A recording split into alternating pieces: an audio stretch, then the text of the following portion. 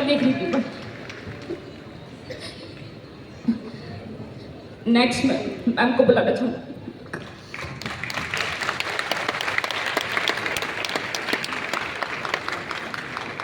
जय आर सिंह आप सभी को। नाम शुभा रत्नेश जैन, रायपुर छत्तीसगढ़ से बिलोंग करती हूँ। मैं रत्नेश जैन जी की वाइफ हूँ, जो हमारे नए साथी हैं। या मैं उन्हें ये बताना चाहूँगी, रत्नेश जी एक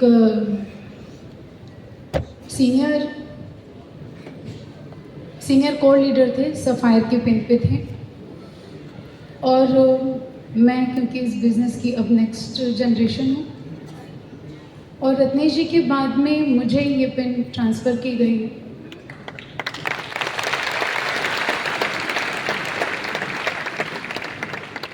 जब ये बिज़नेस रत्नेश जी के जीवन में आया तो उनकी उम्र मात्र 21 साल थी।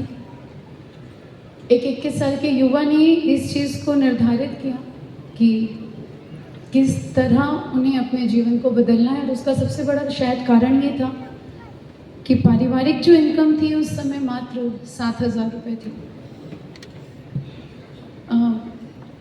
7,000 रुपये एक पारिवारिक इनकम बड़ी कम हुआ करती है, जहाँ पे 2 बड़ी बहनें, माता पिता, खुद रहना, संघर्षों से भरा जीवन जीना आसान नहीं होता।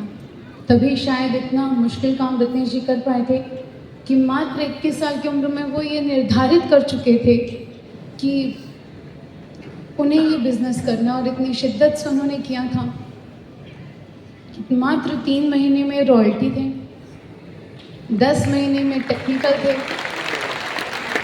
और 5 साल में स्टार रूबी पर थे। जितना प्राउड आप सबको ये सुनकर होता है, उससे कहीं ज़्यादा प्राउड मुझे बोलने में होता है कि उन्होंने ये सब अचीव किया इतनी कम उम्र में। कितने सिंसियर और कितनी डेडिकेशन के साथ उन्होंने काम किया होगा। कभी मैं सोचती हूँ तो लगता है इससे ज़्यादा मुश्किल और कोई काम नहीं था कि एक युवा जो इस चीज़ में अपना जीवन बिता सकते थे कि मेरी खेलने खाने की उम्र है, मैं भी बाकी युवाओं की तरह मौज मस्ती में अपना जीवन निकाल सकता हूँ। इतने बचपन से संघर्ष देखा हूँ, और ऐसा संघर्ष भी देखा हूँ कि जहाँ अगर मुझे दिवाली मनानी है तो ये ज़रूरी है कि मुझे अपने घर के बाहर एक पटाखे का स्टॉल लगाना पड़ेगा, और होली मनानी है तो ये ज़रूरी है कि मेरे घर के बाहर रंगों का मैं स्टॉल लगाऊं, ताकि मैं अपने घर में उस बचे हुए रंगों से खेल पाऊँ। ये परिवार की सच्चाई को एक्सेप्ट करते हुए उन्होंने ये इस तरह से काम किया। जिस दिन उनके जीवन में आरसीएम आया होगा ना, मुझे लगता है उस दिन भगवान की उन पर नज़र रही होगी, कहते ना, शायद सरस्वती माँ बैठी हो जुबां पर। उसके बाद उन्होंने कभी पीछे मुड़कर नहीं देखा। रहवासी जगदलपुर के थे, एक बड़े छोटे से घर में रहा करते थे। मैं अगर रत्नेश जी का सबसे पहला ड्रीम आपको बताऊं तो आप सब यहाँ हंसेंगे। रत्नेश जी ने अपने इनकम के सबसे पहले चेक से वॉशिंग मशीन ली थी, क्योंकि उन्हें लगता था बाकी काम करना आसान है, पर ये जो मेरी जिम्मेदारी मेरे सर पे है ना कि मुझे कपड़े धोने पड़ते हैं, ये मैं नहीं करूँगा।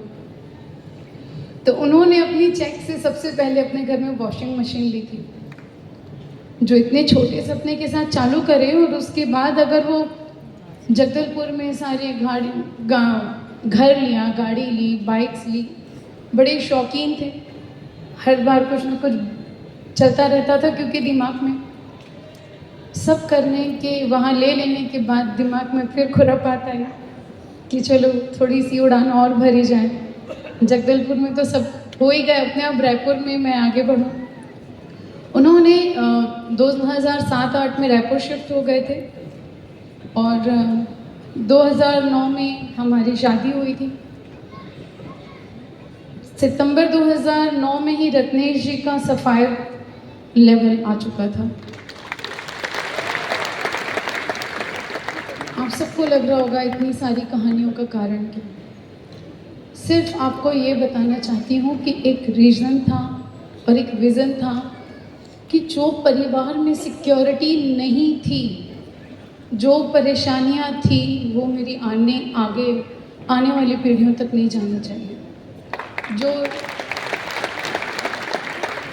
जो जीवन मैंने जिया है वो मेरे बच्चे नहीं जिएंगे। इससे ज़्यादा प्राउड की बात ना एक लड़की के लिए कुछ नहीं हो सकती कि आपने एक ऐसे लड़के से शादी की है जो सेल्फ मेड है, जिसने कभी किसी की सहायता नहीं ली अपने किसी भी जीवन में आगे बढ़ने के लिए या अपने जीवन में कुछ पाने के लिए। हम सिक्योरिटी की बात करते हैं, पिक्चर परफेक्ट बोलते हैं ना लाइफ, मैं उस लाइफ को जी हुई। पिक्चर परफेक्ट लाइफ ये होती है ना, जब आजकल जो हम इंस्टाग्राम में देखते हैं, लोग 2-3 मिनट के लिए खुश होकर फ़ोटो खिंचा लिया करते हैं, बाद में बैक टू लाइफ होते हैं। पर हमारी लाइफ में ऐसा नहीं था। पिक्चर परफेक्ट नहीं थी, लाइफ भी परफेक्ट थी दिसंबर 2023 के पहले तक। अगर किसी को ये लग रहा होगा कि रत्नेश जी बाहर थे, उनके एक्सीडेंटली हमारे साथ ही मिसहैपनिंग हुई है और उसमें उनका कोई दोष नहीं था, सिर्फ कार से उतर के कुछ चंद कदम आगे बढ़े थे।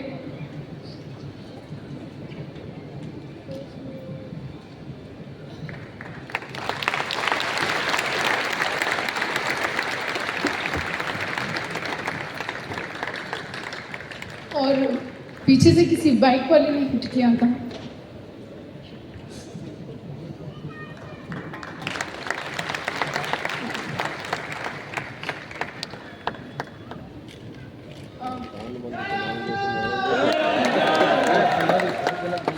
ये जो शब्द हम बोलते हैं ना, जय आरसीएम, शुरू में जब मैं इस परिवार में आई तो मुझे समझ नहीं आता था ये शब्द। मेरा भरोसा है ना, क्यों लोग इतने बावले हुए करते हैं। रत्नेश जी से बावला मुझे दुनिया में कोई नहीं लगता था, जो आरसीएम खाएं पिए सोए जागे, और कोई दिखता नहीं था मुझे कि इसके अलावा कुछ करते हैं जीवन में। और आज मुझे लगता है अगर ये नहीं किया होता तो मेरा जीवन क्या होता।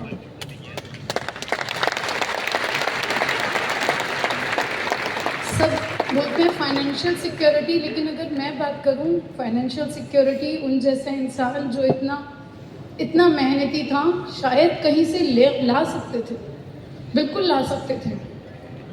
उसके बाद ये मेंटल सिक्योरिटी मुझे मिलती, ये इमोशनल सिक्योरिटी मिलती जो आज मुझे मेरे पूरे आरसीएम परिवार ने दी। आप में से जो भी साथी, मैं सिर्फ यही कहना चाहती हूँ, जो भी साथी ये सोचते हैं ना क्यों करूँ, एक बार ये ज़रूर सोचिएगा आप जो भी काम कर रहे हैं, क्या उसके बाद आपके परिवार के लिए, आपके बिजनेस के जो भी सपोर्टर्स हैं वो खड़े रहेंगे? क्या उनमें से कोई भी ऐसा रहेगा जो उनके बिजनेस को देखने के लिए, उनके उस काम को देखने के लिए वहाँ खड़ा रहेगा? मुझे ऐसा कोई जगह नहीं नज़र आ रही थी उस कंडीशन में जहाँ मैं टोटली ब्लैंक थी और मुझे ये लग रहा था पाँव के नीचे से किसी ने पूरी ज़मीन खींच लिया और कहा है कि अब खड़े रहो। तो ये जो हिम्मत मुझे मिली है ना कि खड़े रहो, ये मेरे परिवार ने मुझे खड़ा रखा है। ये आरसीएम परिवार था जिन्होंने पूरे हर एक दिन मुझे सपोर्ट किया और मुझे कहते हुए कहीं कोई संकोच, कोई शर्मिंदगी नहीं है कि अगर मेरे सारे जो हमारे साथी थे अगर वो नहीं खड़े रहते तो शायद आज इतने लोगों के बीच खड़े होकर बोलने की मुझे हिम्मत भी नहीं रहती। ये हिम्मत आती है आरसीएम से। बहुत बहुत शुक्रिया, धन्यवाद पूरे परिवार का। और बहुत तहे दिल से एक ही इच्छा है कि जो भी लोग पूरे दिल से मेरी यही इच्छा है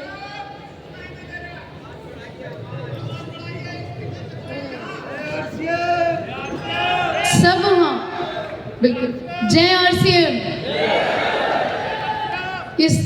इस शब्द को हमें ना सिर्फ बोलना है बल्कि हर एक के दिल तक पहुंचाना है। धन्यवाद, थैंक यू।